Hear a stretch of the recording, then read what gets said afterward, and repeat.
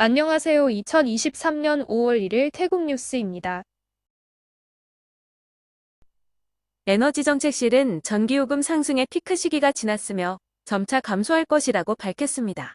태국 전력 생산의 비중이 높은 천연가스와 관련해 타이만의 생산이 증가하고 국제 거래 가격도 낮아지고 있는 점을 예로 들었습니다. 타이만의 하루 생산 능력은 기존 하루 4억 입방피트에서 6억 입방피트로 증가했으며 수입 천연가스의 가격도 올해 말까지 낮아질 것이라고 설명했습니다. 이로 인해 9월쯤이면 전기요금의 단위당 가격도 4.3이나 4.4밭으로 내려갈 것으로 전망했습니다. 포스트 코로나에 들어가면서 올해 한국과 이스라엘, 일본에 파견될 태국인 근로자가 11,300명에 이를 것이라고 당국이 밝혔습니다. 한국이 4,400명, 이스라엘이 6,500명, 일본이 400명인데 5월에만 1,435명의 근로자가 해외로 파견될 예정이라고 합니다. 5월 한국으로 파견되는 근로자 750명 중 산업부문이 450명, 건설 170명, 농업 130명이며 이스라엘은 농업부문으로 660명, 일본은 산업부문으로 20명, 나머지 5명은 말레이시아와 마카오, 브리나이와 기타 국가로 파견될 예정입니다. 당국은 국제 경유 가격이 배럴당 100달러 아래로 떨어졌다면서 경유 가격 인하를 결정했습니다. 당국은 5월 4일부터 경유 가격을 리터당 32.5바스로 인하할 예정이라고 설명했습니다. 기상국은 방콕 수도권을 포함해 내일까지 국지적으로 열대성 폭풍이 발생할 수 있다고 주의를 촉구하고 있습니다. 돌풍을 동반한 느우와 우박이 내릴 수가 있는데 벼락이 칠 때는 큰 나무 아래나 광고판 아래 있지 말고 휴대전화 사용도 피해야 한다고 당부했습니다. 30일 오전 9시 50분경 수라타니 위앙사 지역의 기차역에서 청각장애인인 75세 여성이 열차가 달려오고 있던 건널목을 건너고 있었습니다. 역장이 이를 목격하고 곧바로 뛰어나가 할머니를 철로 옆으로 밀쳐내면서 기차에 치이는 불상사를 모면했다는 것입니다. 언론에 이 사실이 보도되자 국영철도는 해당 역장에게 포상을 지시했다고 밝혔습니다. 새학기가 다가오는 가운데 트리누 교육부 장관은 전국의 학교의 개학 준비를 철저히 하도록 지시했습니다. 폭염이 지속되면서 학생들이 열사병에 걸리지 않도록 주의해야 하고 코로나19의 확산을 막는 대책도 강구할 것이라고 장관은 설명했습니다. 태국 관광청은 태국 여행지를 소개하는 크리에이터를 모집한다고 발표했습니다. 태국 내 관광 명소를 여행하면서 사진 또는 영상을 하루 1개 이상 자신의 SNS에 게시해야 하는데 월 12만 6천 바트씩 4개월간 총 50만 4천 바트이 지급되며 이외에도 여행 지원금과 바우처 경품 등이 제공된다고 합니다.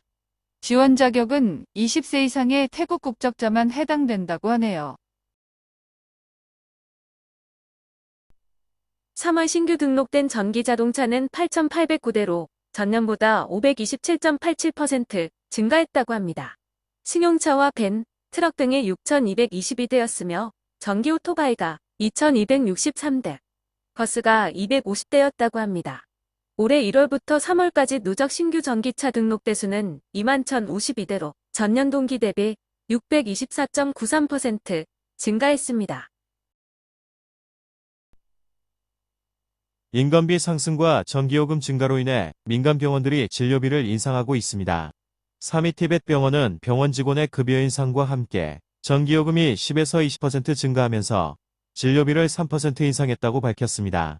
나머지 병원들은 아직 진료비 인상을 하지 않고 있지만 정부의 전기요금 인하를 요구하는 목소리가 높아지고 있습니다. 기상국은 올해 우기가 예년보다 약간 늦은 5월 셋째 주 말경부터 시작될 것으로 예상된다고 밝혔습니다. 우기는 10월 중순경 끝날 것이며 우기 시즌 비 양은 작년보다 5% 정도 적을 것이라고 설명했습니다. 하지만 8월과 9월 10월에는 폭우가 집중되는 시기이고 태풍까지 태국에 영향을 줄 것으로 이로 인한 홍수 발생에 대비해야 한다고 덧붙였습니다. 방콕 사이마이 지역의 찰룽낫 고속도로에서 봉사 구간으로 들어간 승용차가 지상으로 추락하는 사고가 있었습니다. 운전석에는 16세 소녀가 앉아 있었는데 현장에서 숨졌고 조수석의 22세 여성은 중상을 입고 병원으로 이송되었습니다. 고속도로의 끝에는 콘크리트 장벽이 설치되어 있었지만 차량이 그대로 뚫고 추락했는데 검사 결과 두 사람 모두 음주 상태였다고 합니다. 두 사람은 모두 모델로 활동 중이었다고 합니다. 파타야 시내의 한 호텔에서 몰래 운영되던 도박장을 경찰이 급습했습니다. 현장에는 약 100여 명 정도의 인도인 관광객들이 바카라 같은 도박을 하고 있었다고 합니다.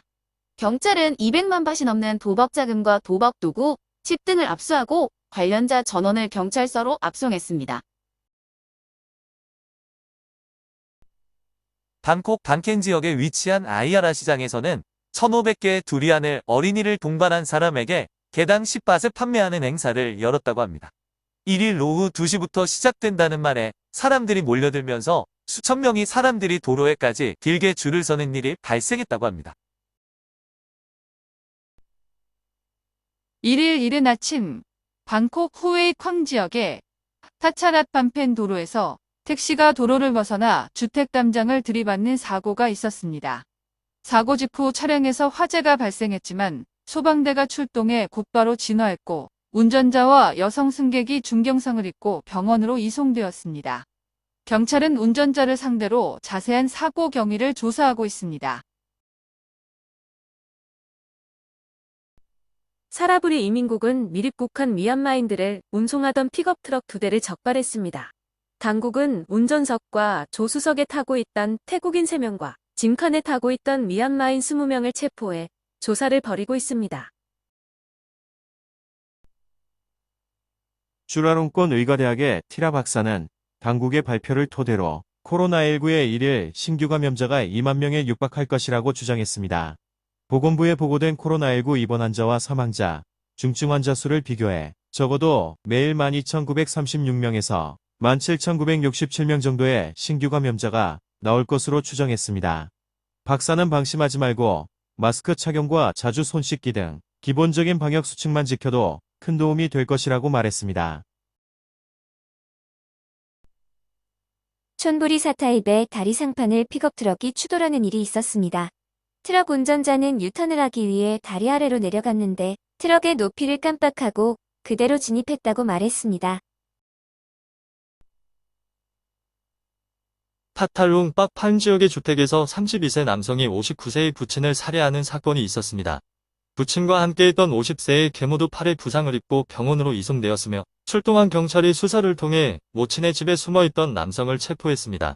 남성은 부친과 모친이 5년 전 이혼 후 모친과 함께 살고 있었는데 보름 전 부친의 집에 왔는데 부친과 계모와 자주 말다툼을 벌였다는 것입니다. 사건 당일 대낮부터 술을 마신다고 계모가 핀잔을 주자 다툼이 시작되었고 이를 나무라는 부친을 흉기로 무참히 살해했다고 합니다. 태국 형법에는 부모를 살해하는 자는 사형만 선고한다고 명시되어 있습니다.